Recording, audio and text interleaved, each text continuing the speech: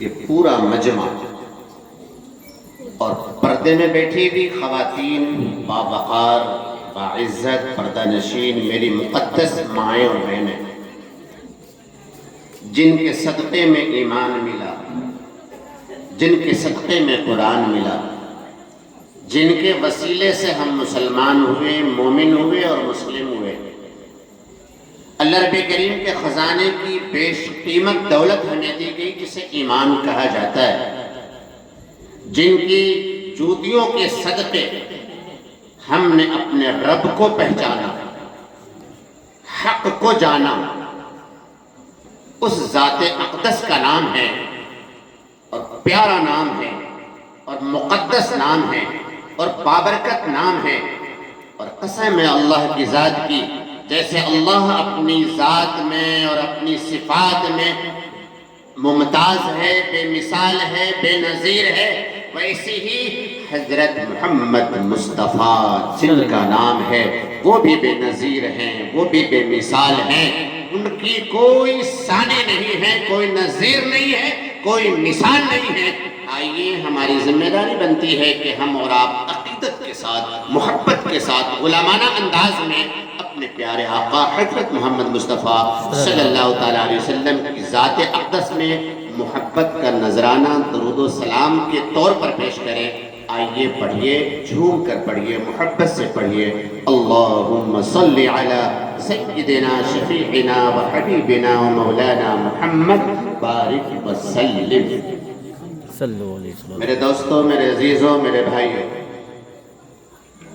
کمندر کی سرزمین ہے یہ۔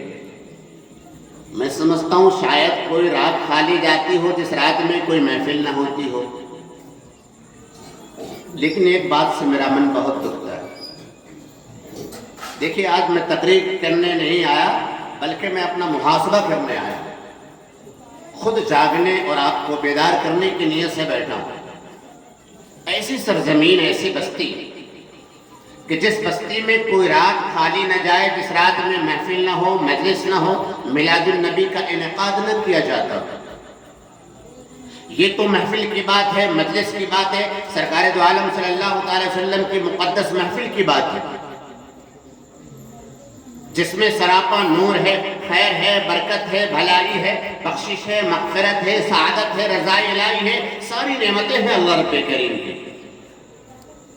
لیکن مجھے افسوس سے ایک بات کہنا چاہیے، اور آپ حضرات کو بھی سننا چاہیے اور سننے کی صلاحیت ہونی چاہیے، کہ جس بستی میں روزانہ پروگرام ہو، جس بستی میں روزانہ محفلیں ہوں، ہر گلی ہر چوک چوراہے پر میلاد النبی منایا جاتا ہو، اور سالوں گزر جائے، بچہ جوان ہو جائے، جوان بڑھاپے میں قدم رکھ دے، اور اس کے اندر کوئی تبدیلی نہ آئے، اس کی کوئی اصلاحی نہ ہو، جو 10 سال پہلے جہاں تھا وہیں ہے، جو 20 سال پہلے جہاں کھڑا تھا وہیں کھڑا ہے، جس گھر میں دین کل نہ تھا آج بھی نہیں ہے، جس گھر میں آج سے 10 سال پہلے بے دینی تھی آج بھی بے دینی ہے، ہماری ماؤں کے اندر دین نہیں، ہماری بیٹیوں میں دین نہیں، ہمارے بزرگوں میں دین نہیں، ہمارے نوجوان نسلوں میں دین نہیں، ہمارے بچے بے دینی کے ساتھ جوانی کی دہلیز پر قدم رکھنے جا رہے ہیں۔ میں یہ پوچھتا ہوں، کیا محفل کا کیا فائدہ ہوا؟ اس مجلس کا کیا فائدہ ہوا؟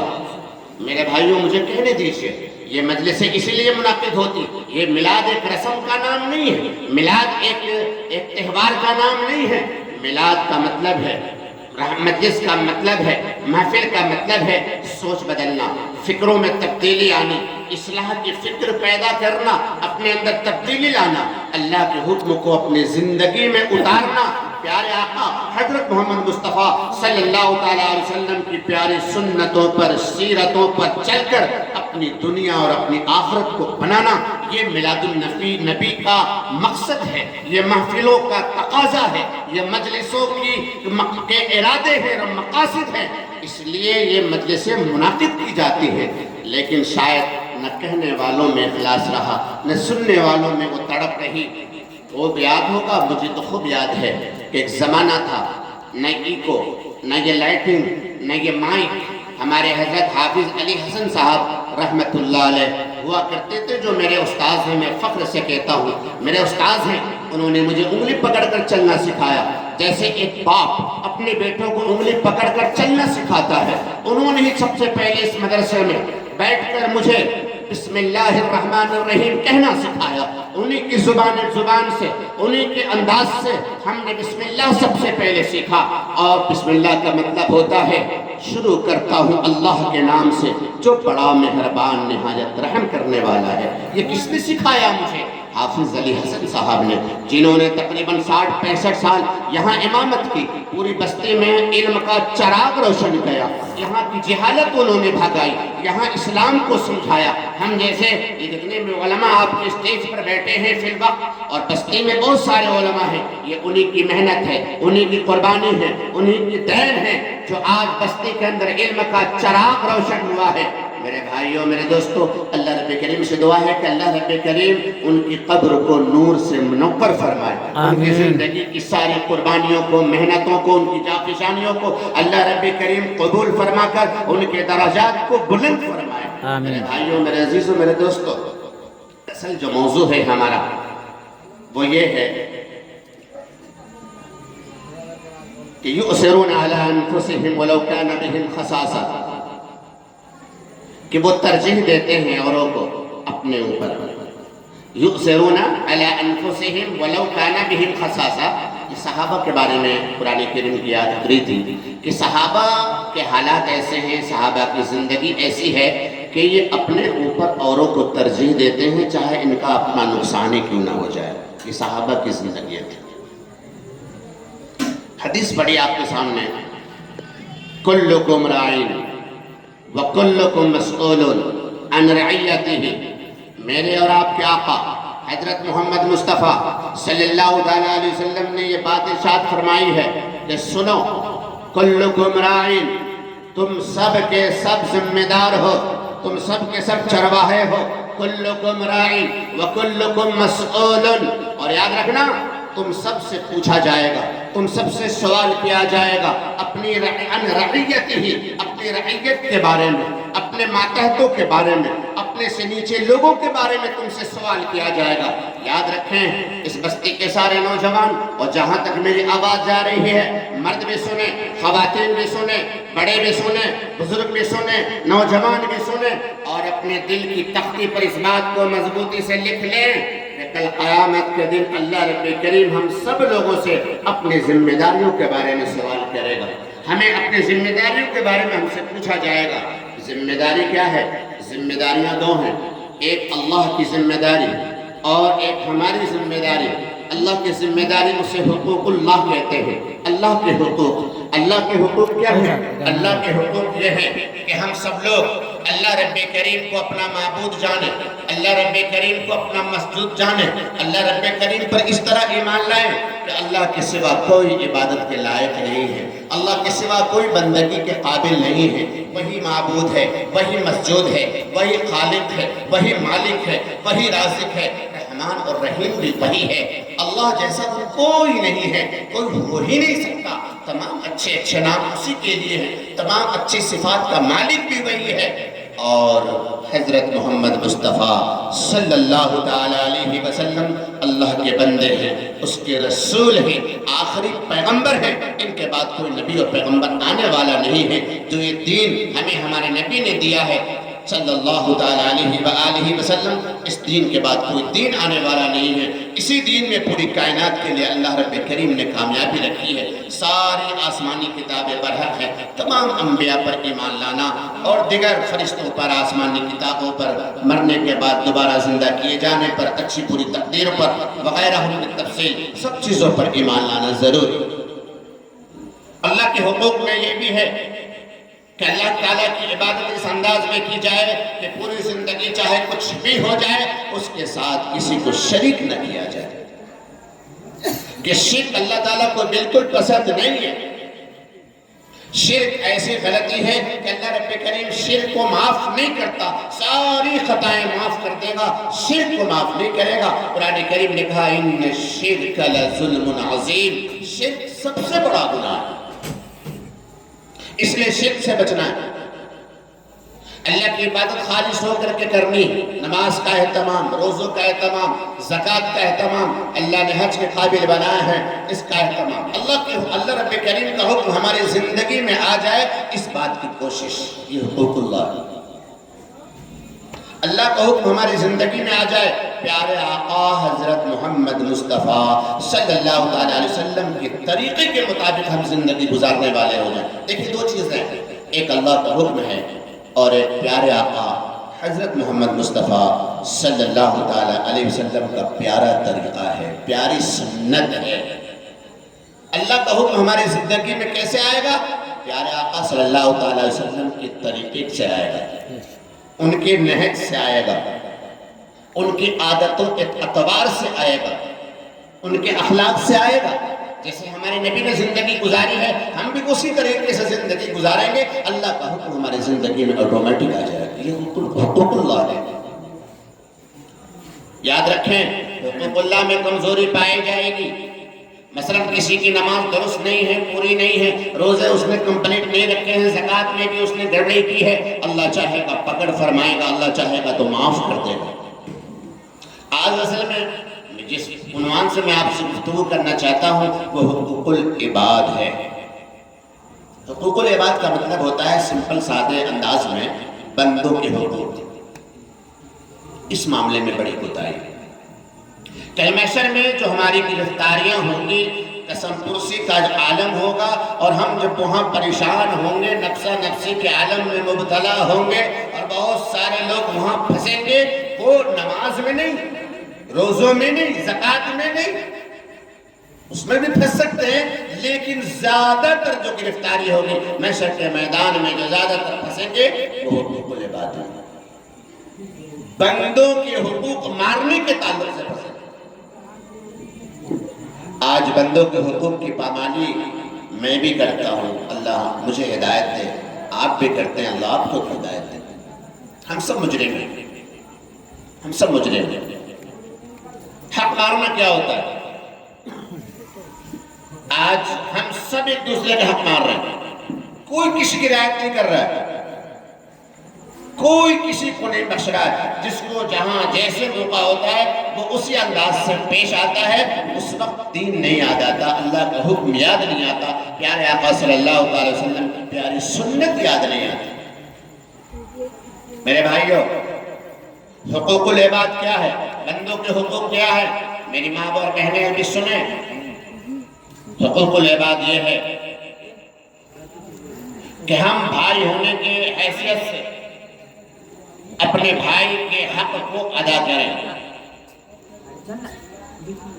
نہ زمین دبائیں، نہ مکان دبائیں، نہ ان کے پیسے دبائیں، کسی چیز کو بھی ہم دبانے کی کوشش نہ کریں، ان کا جو حق نکلتا ہے اللہ اور اللہ کے رسول کی رضا کے لیے مکمل عطا کریں۔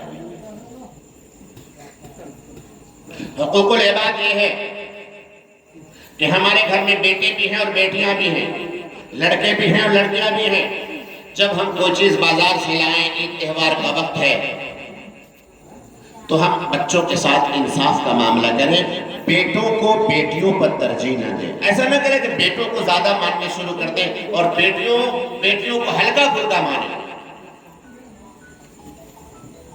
یہ حقوق کا دبانا ہے۔ ہم نے بیٹیوں کی شادی کر دی، شادی کے بعد اب معاملہ آتا ہے زمین جائیداد گھر مکان کے بٹوارے کی، جب اس کی بات آتی ہے بٹوارے کی، جب یہ معاملہ سامنے آتا ہے تو اکثر دیکھا جاتا ہے کہ بیٹیوں کو باپ کے مکان میں، زمین میں، جائیداد میں کوئی حصہ نہیں ملتا،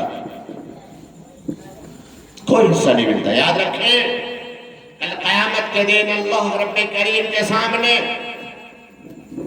کل محشر کا میدان ہوگا، اولین آخرین سارے جمع ہوں گے، ہمارے ابا حضرت آدم علیہ السلام سے لے کر سید الاولین والآخرین حضرت محمد مصطفیٰ صلی اللہ علیہ وسلم بھی تشریف فرما ہوں گے، اللہ رب عظیم بھی جلوہ افروز ہوگا، تمام انسانیت وہاں جمع ہوگی، ہماری کئی بیٹیوں نے ہمارا گریبان پکڑا ہوا ہوگا اور اللہ رب کریم کے ہاں درخواست لگا رہی ہوگی کہ رب کریم آقا ہم 3 بھائی تھے، 2 بھائی تھے، ہم 2 بہنیں تھیں، ہم ایک بیٹی ان کے تھے، انہوں نے سارا مال، ساری وراثت کی زمین جائیداد بیٹوں میں تقسیم کر دیا، مجھے کچھ نہیں دیا۔ قسم ہے اللہ کی ذات کی، نہ وہاں ہماری نمازیں کام آئیں گی، نہ سجدے کام آئیں گے، نہ روزے کام آئیں گے، کچھ بھی کام نہیں آئے گا اگر ہم نے اپنی بیٹیوں کا یا بہنوں کا حق دبایا ہے۔ محشر کے میدان میں اس وقت تک ہم وہاں سے ٹل نہیں سکتے جب تک ہم اپنی بہنوں کا اور اپنی بیٹیوں کا حق ادا نہ کریں۔ آپ کیا سمجھتے ہیں ہم آزاد ہیں؟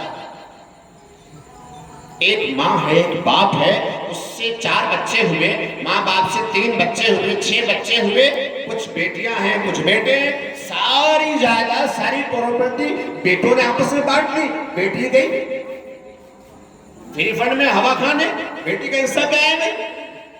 باپ کا انتقال ہو گیا، ماں بھی چل بسی، اب بھائیوں نے سب کچھ بانٹ لیا، بہن کو یہ چھوڑ دیا۔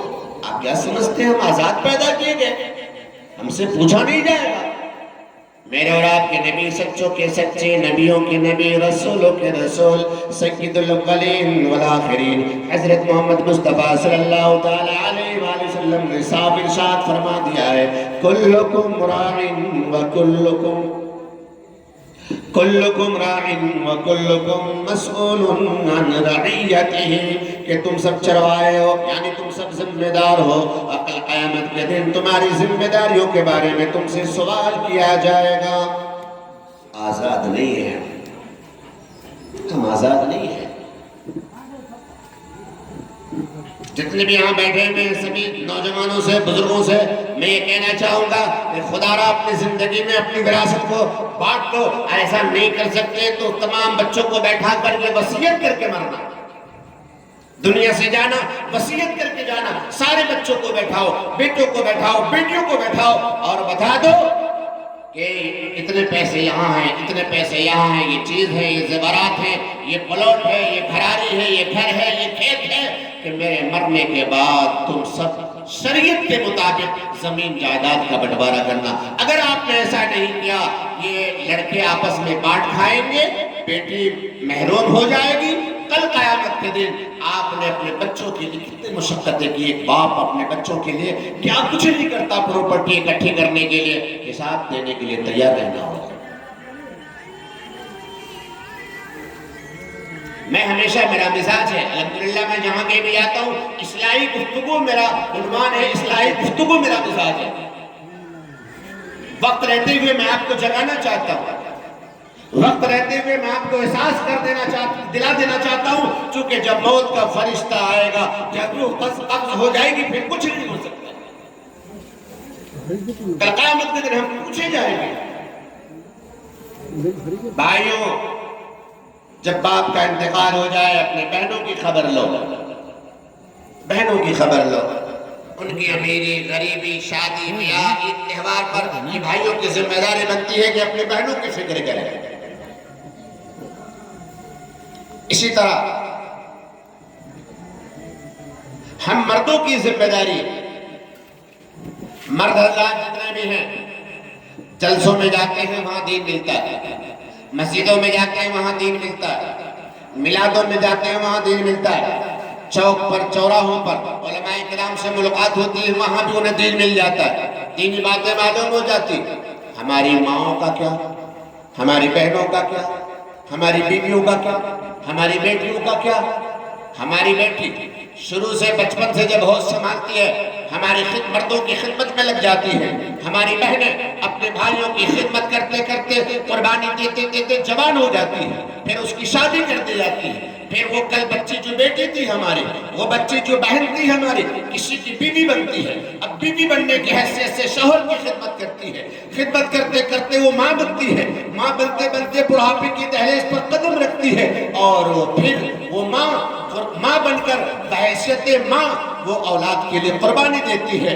آج مجھے افسوس کے ساتھ یہ کہنا پڑ رہا ہے کہ ہم لوگوں کو تو دین ہر جگہ سے ملتا ہے، ہماری مائیں بچپن سے لے کر بڑھاپے تک ہماری خدمتوں میں اپنی عمر وقت کر دیتی ہیں، اپنی زندگی کو لگا دیتی ہیں، کبھی بہن کی شکل میں، کبھی بیٹی کی شکل میں، کبھی بیوی کی شکل میں، اور کبھی مقدس ترین پاکیزہ ماں کی شکل میں، اور ہم ان سے فائدہ پہ فائدہ اٹھاتے چلے جاتے ہیں، کبھی بھائی ہونے کی شکل میں، کبھی باپ ہونے کی شکل میں، کبھی شوہر ہونے کی شکل میں، اور لاسٹ کبھی اولاد ہونے کی شکل میں۔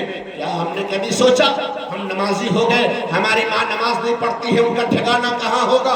ہم نے کبھی سوچا ہمارے اندر دین آ گیا، ہماری بیوی میں دین نہیں ہے، کل مرنے کے بعد ہمارا ٹھکانہ کہاں ہوگا؟ ہماری بیوی کا ٹھکانہ کہاں ہوگا؟ کبھی بیٹی کے بارے میں سوچا، کبھی بہن کے بارے میں سوچا، یا انہیں ہم نے بس خادمہ بنا کر گھر کے کام کرنے والی بنا کے رکھا ہوا ہے؟ میرے بھائیوں، انہیں دین کون سکھائے گا؟ انہیں دین کون بتائے گا؟ انہیں شریعت کے مطابق جینا اور چلنا کون سکھائے گا؟ یہ کس کی ذمہ داری ہے؟ ایک شوہر کی، ایک باپ کی، بیٹے کی، بھائیوں کی۔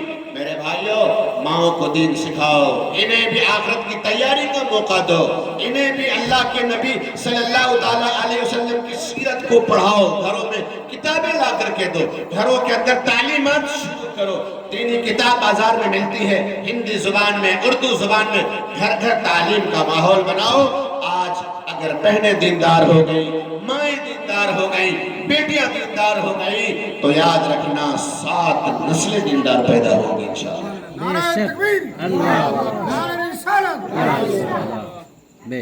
ایک مرد، ایک فرد، ایک مرد دیندار ہوتا ہے نا تو اس کی دینداری کا فائدہ صرف اسی کو ہوتا ہے، لیکن جب ایک عورت دیندار ہوتی ہے، ایک عورت پرہیزگار ہوتی ہے، پاکیزہ ہوتی ہے، اللہ والی بنتی ہے، تو میرے بھائیو پوری نسل اللہ والوں کی تیار ہوتی ہے، پوری نسل عاشق رسول پیدا ہوتی ہے، پوری نسل دین کا داعی اور دین کا مبلغ بن کر کے پیدا ہوتی ہے۔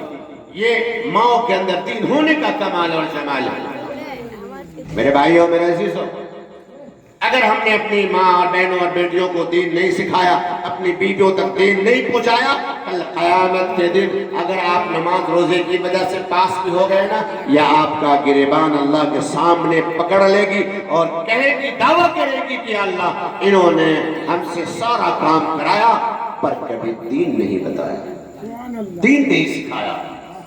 اور ان ماؤں کا حق ہے، بہنوں کا حق ہے، بیوی بیٹیوں کا حق ہے کہ یہ ہمارا گریبان آخرت میں پکڑے۔ ہم نے ان کے لیے مکان دیا، کپڑے دیے، بیمار پڑ گئی تو ہم نے علاج کرایا، ہم سب کچھ کراتے ہیں، دین کون سکھائے گا؟ دین کون بتائے گا؟ اللہ کیا ہے انہیں کون سمجھائے گا؟ رسول اللہ کی ذات کیا ہے انہیں کون بتائے گا؟ قبر میں کیا ہونے والا ہے انہیں کون سمجھائے گا؟